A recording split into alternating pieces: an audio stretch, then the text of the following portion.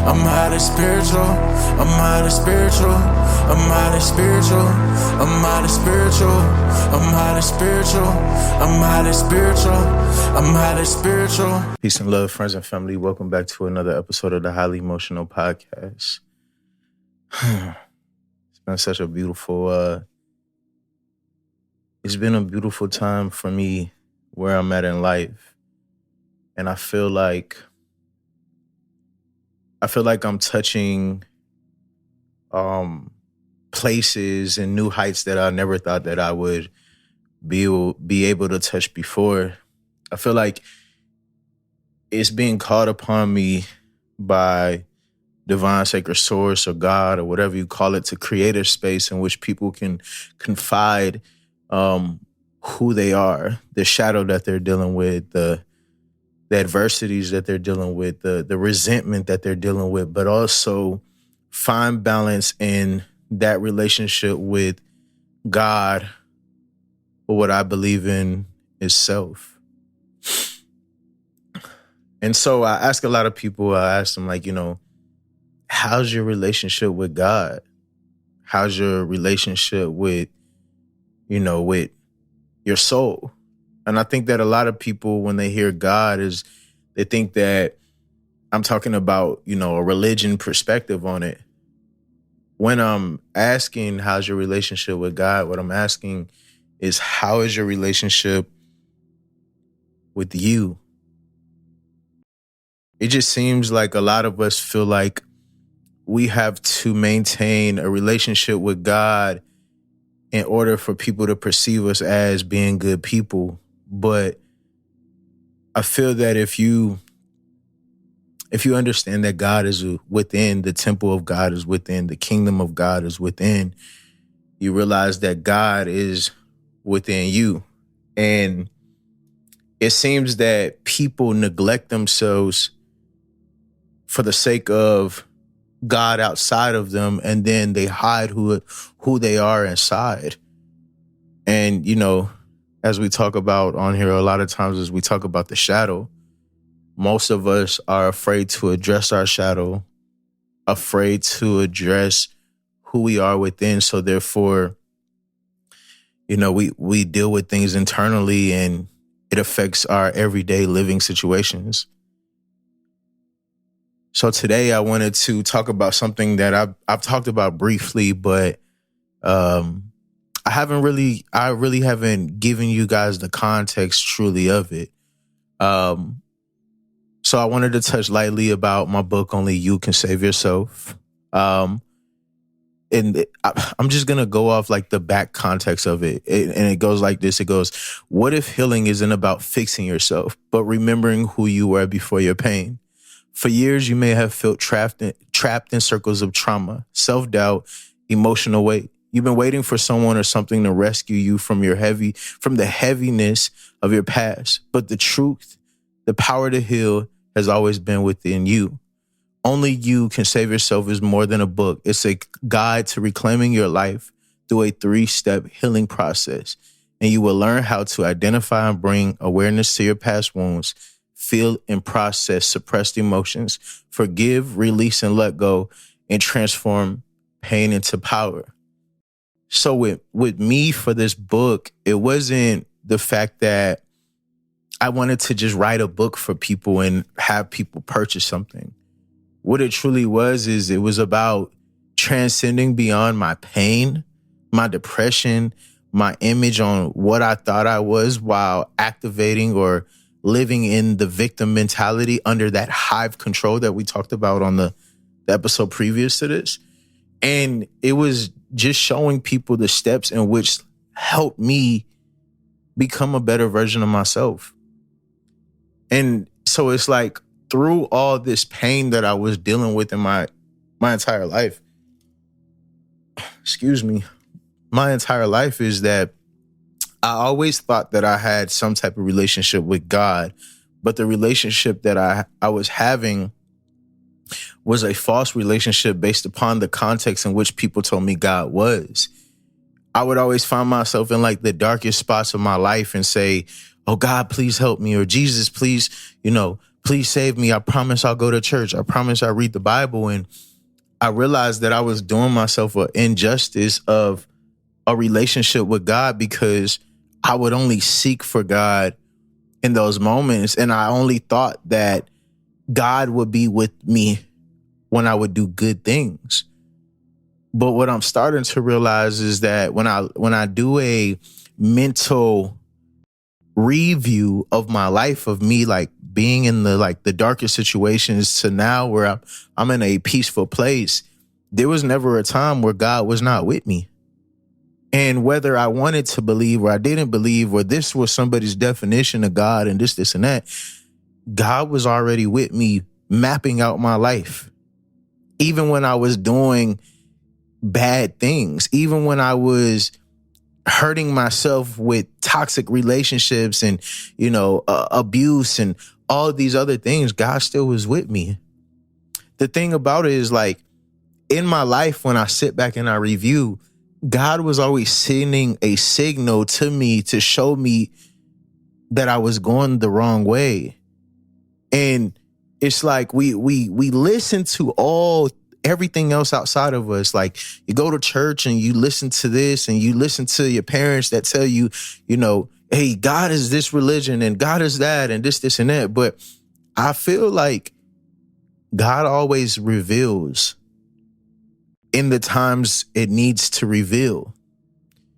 And when I'm saying God, divine, sacred source, the Most High, the universe, all these terms literally mean the same thing. It's for a power that is loving, internal.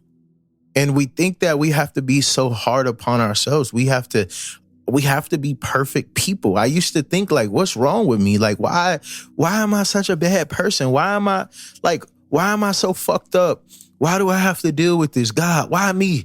God, you don't love me. And I used to have all these thoughts. And even with the depression shit, it was like, yo, I'm a bad person. I need to kill myself. I got to get up out of here. I know that I love these people. I know, like, all these things were in my mind. But what I didn't realize is what sacred source, what God, what universal light was truly doing was molding me, creating my character as if this was a video game, taking and realizing that if I went through this pain, it would create a muscle. And then that muscle would transcend into an even bigger muscle. And once I mastered that lesson by focusing on that muscle, I would then go over here and gain a muscle by going through this struggle. And then it became knowledge. And then once I finally spun back, I could sit down and realize, yo, this whole time I was gaining a muscle. This whole time I was working my way through a situation, and I was being so hard on myself because I thought that this situation deemed who I was. And so, like, in this book, it's not even really a book. It's really just a guide in which, like, if you're dealing with something, you can apply to it. Like, here's one of the quotes is, you can't change what you refuse to acknowledge. We refuse to acknowledge a lot of our hurt. And when it comes to our pain, we want to push it aside. But if you acknowledge and you sit with it and you learn to understand it, then you could gain that muscle that I'm talking about. You can grow for you. You can grow for the ones that you love, because now that you have the muscle, people will see that muscle and they say, hey, how'd you get that? How'd you transcend beyond your pain when I've seen you in pain? I seen you struggling. What did you do? And then you can literally say, like, hey, this is what I did. It started with me acknowledging the shit that I was going through instead of trying to numb it or become or push it aside. Like, you have to truly, like, address all the things that you're dealing with. It's like here it is. Like, the first step in healing is to ask yourself, what patterns keep repeating in my life? What triggers me in most of these relationships? And where did I first learn the beliefs I have about myself? I thought that I was a bad kid because someone else told me I was a bad kid. But I always knew how big my heart was. I always knew how much I loved people. I always knew that I never really wanted to hurt anybody unless they hurt me. And even then, in those situations, every single person that I would hurt, like let's say I got into a fight in school, if I fought them, I felt like shit for hurting them. And then I would always seek a friendship without them. Anybody who's ever been in a fight with me in my life, like a physical, like fist fight, they became my friends because I never felt like it was okay to harm somebody. It's just whatever they were dealing with and whatever I was dealing with created the situation in which we had to throw hands. And it never was really that serious. It never was something that we couldn't overlook. I think that majority of the times when it came to like situations in which I had to fight is when I felt like I was bullied. And then I think in my head, like, when did I feel like I was bullied? And I realized the times that I felt like I was bullied was in school when people would pick on me because of my skin color or because of, you know, how I acted or this, and that. And then a lot of things were in the home. A lot of the things that I was dealing with was based upon my childhood, you know, bullshit that, you know, was placed upon me. So it's like we push aside all of our emotions, all of our trauma, our drama, and then we duck them off, and then they start popping up every day in our lives. They become our image. The things that we're hiding within our shadow become our reality. Everybody else might perceive you as this good person, but your reality becomes that darkness that you're holding within. People probably already knew that I was a good person, but I couldn't see it for myself. Here's another one. I'm ready to see myself fully. I am ready to heal and I am ready to grow. It's the universe. You in verse is within you. Everything that you portray is what you are, the opposite within. So you might portray that you're this good person, but within you feel like shit. And so therefore it goes back to like when they be like, yo, act like you got some common sense. What you mean act? I have common sense. I know who I am. I'm a great fucking person. But the thing is, based upon me trying to hold back who I am because I want you to think that I'm this, well then, you know, I gotta act. I gotta put on this character. I've always been a good person. I think that majority of people are great people. I just think that a lot of us are dealing with some type of trauma. And it's just sad because we get so caught up on bullshit in our life that we deal with that it interferes with who we want to be. So we get stuck in those loops that we were talking about in the hive mentality, trying to keep up with these cultural norms or these trends of the world.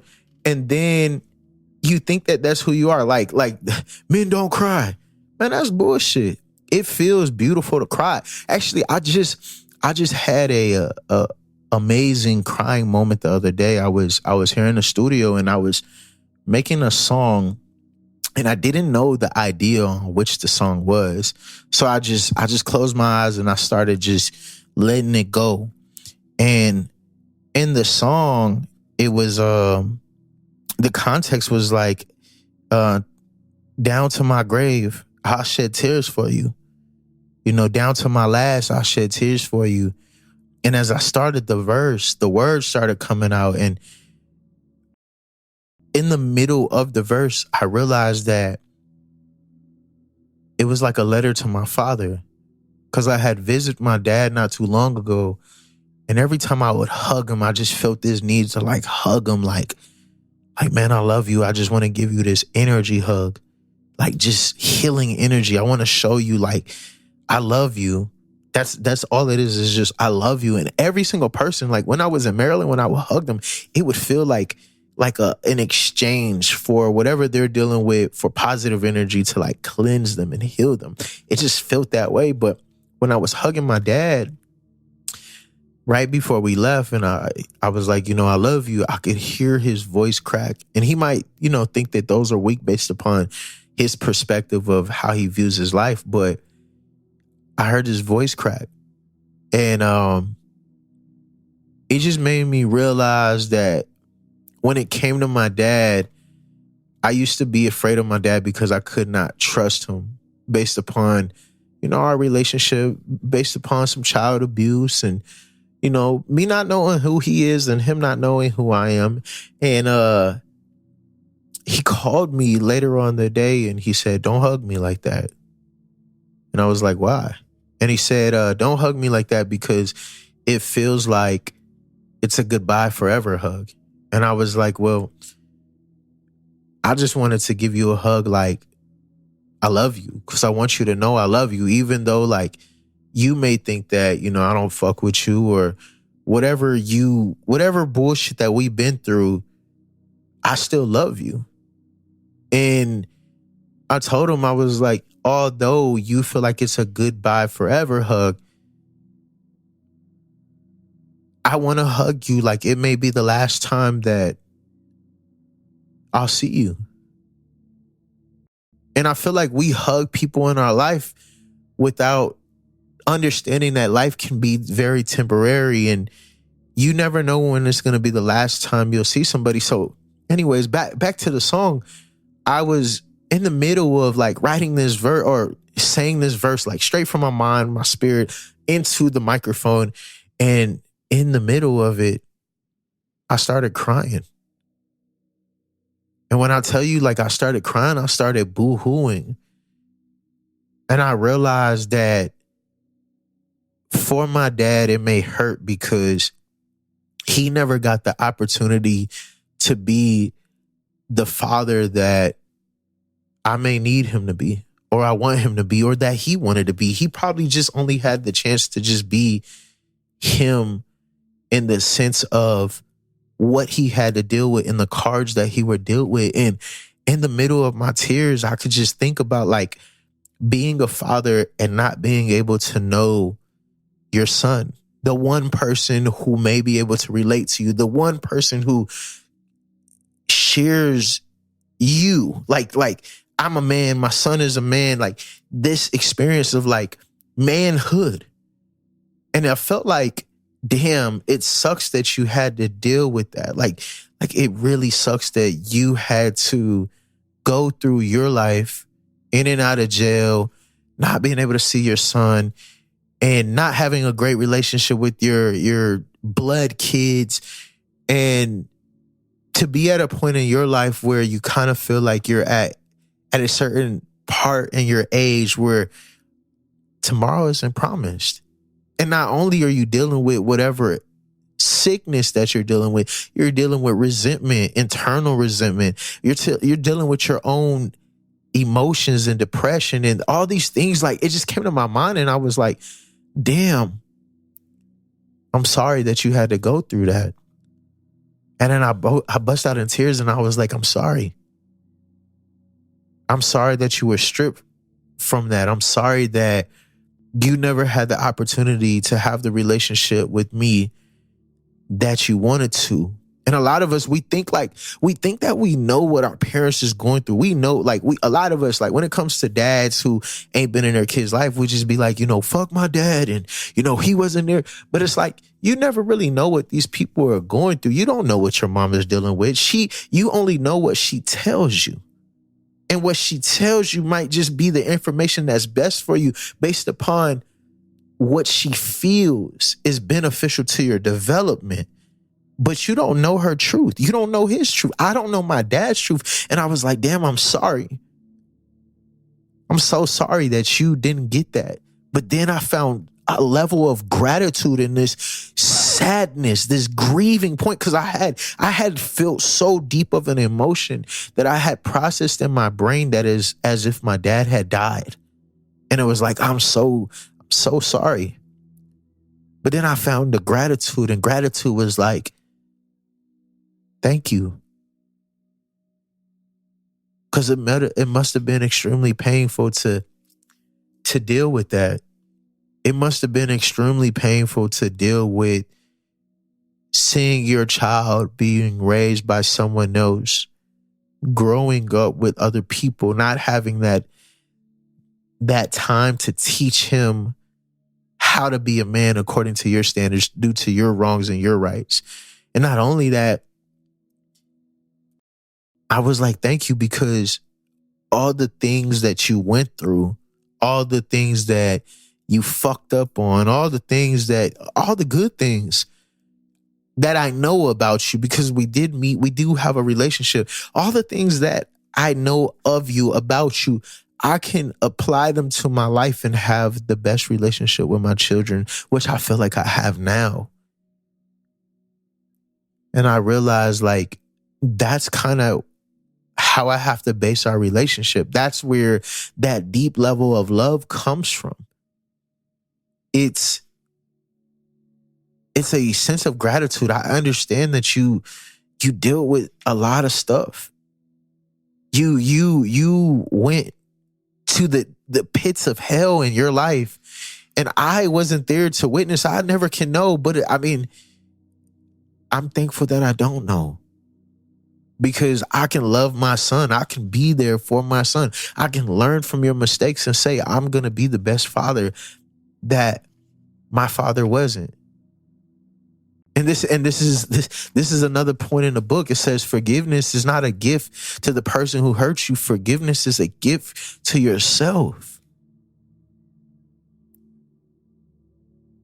I forgive my father, but I forgive myself for thinking that my father was a bad person, thinking that I didn't have a father, thinking that it was just me going through my shit. I forgive myself for placing that image on myself, for that mind state.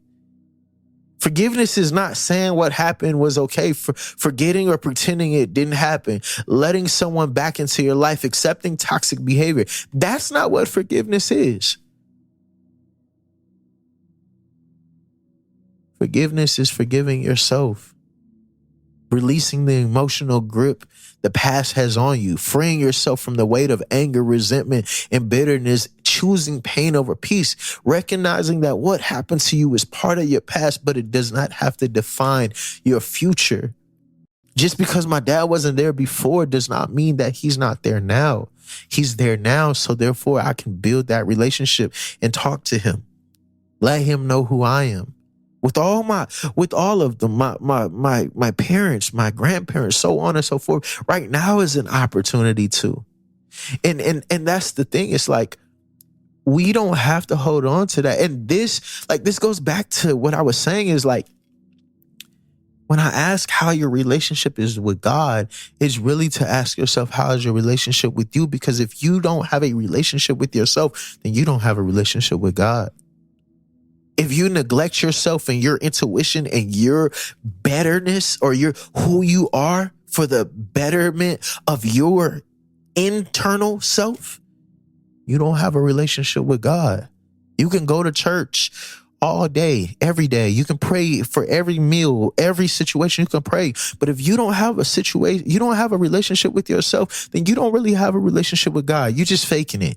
You're just faking it at this point, just to pretend that you're a good person, and that doesn't please God. Hey, I choose peace. I choose growth. I choose myself, because you deserve a life that feels as good as your healing, because you always have. You deserve to have a great relationship with yourself, to prioritize you first. You have to put you first in your life, because in the end, you only can save yourself. We wait for someone to come save us through our pain. The government, the single woman is waiting for a man to get her out of a poverty-stricken environment. The single man is waiting for a woman to come into his life to teach him how to love. No. You have to love yourself. That's the true relationship with God, is by learning to love yourself. If you love God as much as you say you do, then you should be loving yourself. You should be prioritizing your mind state, your spirit, your soul. I choose myself. I choose my peace. I choose healing every single day, because healing is not something you do once. Healing is a daily commitment to yourself. You deserve it. You deserve to cry. You deserve to be free of all those burdens, all of those fucking mental slaves, mental chains of trauma. You deserve to be free of mental slavery.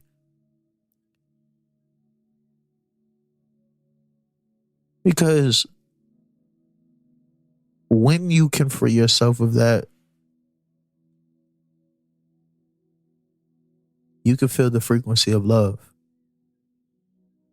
which is love, authentic love. Authenticity is the highest frequency. And so at that point, you have to strive for what you want. It's okay to go through bad shit. It's okay to be weak sometimes.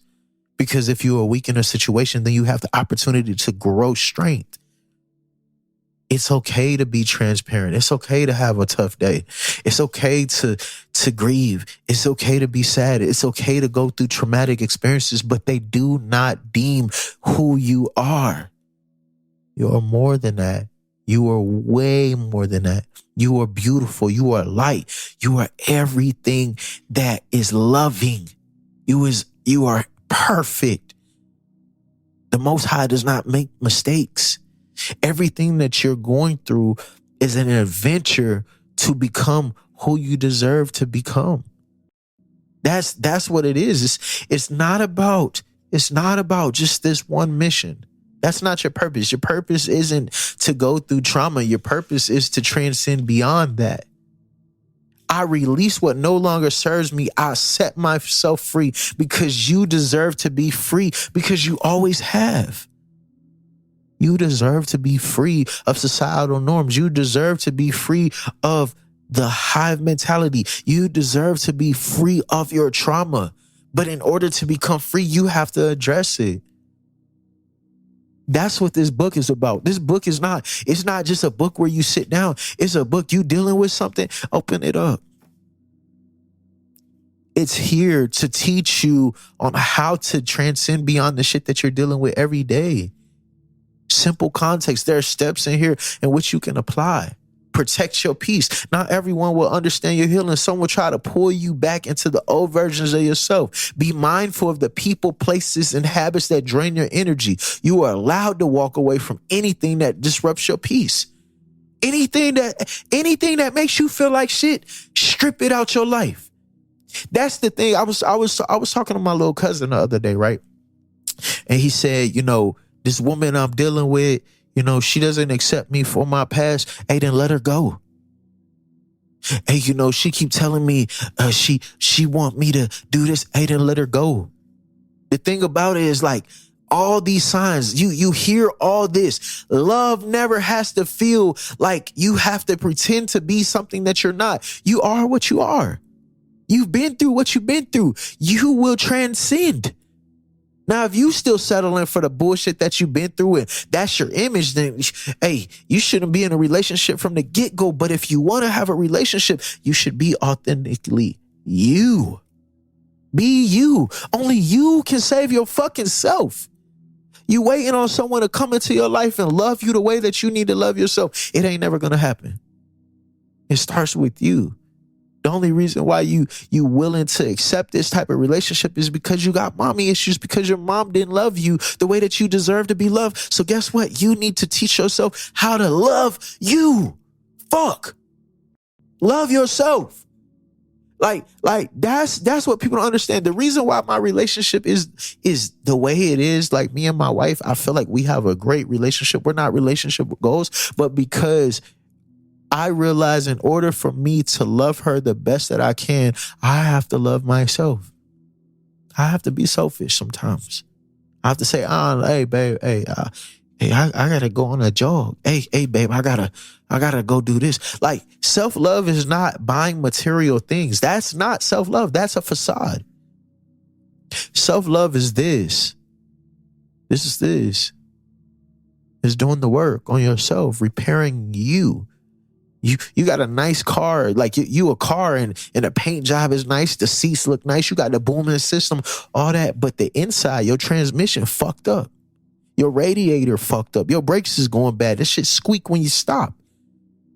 You not doing the internal work is causing your shit to break down. It may look pretty. You might be in shape. You might got all the material things, jewelry, makeup, hair. You got all this shit. But internally, you're suffering. We have to address these things. The journey isn't easy, but it's necessary. And most importantly, you're not alone. It's time to stop waiting for someone else to save you. Because in the end, you can only save yourself. That's my book.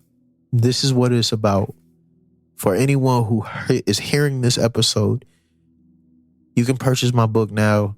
The ebook is on every platform. It's on Apple. It's on Amazon.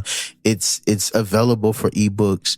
But if you want a physical copy from me with a personal note to you, connect with me on all social media platforms. Tuesday Night Swim on Facebook, Tuesday Night Swim on Instagram. You can email me at thehighlyemotionalpodcast@gmail.com, and I will personally send you a book. It's $11. I want people to invest in this, because when you spend your money, you don't let your money go to waste. So it's $11. I send it to you. I put a personal note. We also got merch on the way. Only you can save yourself type of. I'm highly emotional hats, highly emotional shirts, hoodies. We have all these things if you want to support, but that's not the narrative that we're pushing. I want to help you realize that you deserve to be loved. And your relationship with God is not based upon you following a religion. Your relationship with God is based upon your relationship with self. Only if you can love yourself can you love God and everything else. So thank you. If you enjoyed this episode, like, subscribe, share with your family. All the links to all my information is in the bio. Please, you guys, if you are tapping into my episodes, reach out to me, leave a comment, talk to me. I want to get to know who you guys are. I want to connect with you all as my viewers, my followers, my listeners, my family. That's what I want to build with you. I'm here. I'm here to anyone who is willing to listen. Anybody who needs somebody to listen. I'm here. So please connect with me. Follow me on Instagram. Follow me on Facebook. Follow me on YouTube. Subscribe on Spotify, Apple Podcasts. Link with me, please. Because we are building a foundation. We are building a family. And remember, in the end, only you can save yourself. Peace, love, and light. Big swim.